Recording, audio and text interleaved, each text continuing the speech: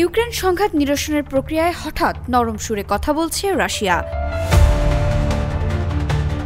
মার্কিন president Donald ট্রাম্পের বেশ কিছু প্রস্তাব বিবেচনা করতে রাশিয়া রাজি হয়েছে বলে জানিয়েছেন রাশিয়ার পররাষ্ট্রমন্ত্রী সের্গেই ল্যাভরভ। এনবিসি নিউজকে দেয়া এক সাক্ষাৎকারে তিনি এই তথ্য দেন। কি ভাবছেন, ইউক্রেন সংঘাতে সমাধানে অগ্রগতি হলো? উত্তর হচ্ছে না।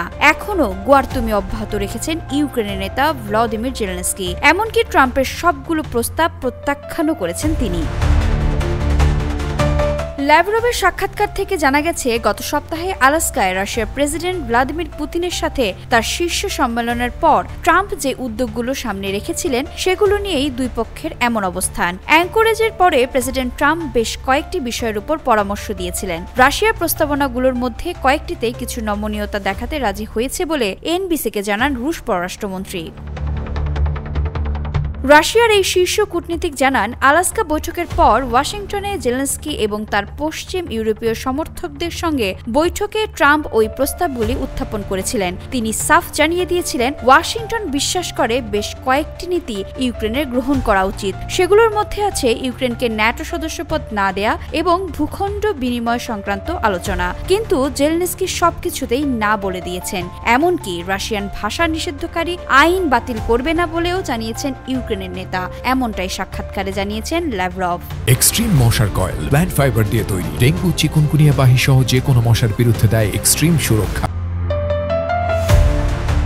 ট্রাম্প মনে করেন, শান্তি আলোচনার আগামী পর্যায়ের ত্রিপক্ষীয় শান্তি সম্মেলনের আগে শুধুমাত্র রাশিয়ান এবং ইউক্রেনীয় নেতার মধ্যে বৈঠক হওয়া উচিত। 19 আগস্ট ফক্স নিউজকে তিনি বলেন, জেলেনস্কিকে কিছুটা নমনীয়তা দেখাতে হবে। এদিকে সম্ভাব্য শান্তি চুক্তির পথে ধীর গতি দেখে হতাশ ট্রাম্প। কিন্তু তিনি হোয়াইট হাউসের সাংবাদিকদের আলাস্কা বৈঠকের আগে লাল গালিচায় পুতিনের সাথে তার বৈঠকের একটি ছবি দেখিয়ে বলেছেন, মার্কিন যুক্তরাষ্ট্রে 2026 বিশ্বকাপ ফুটবল টুর্নামেন্টে যোগ দিতে চান পুতিন।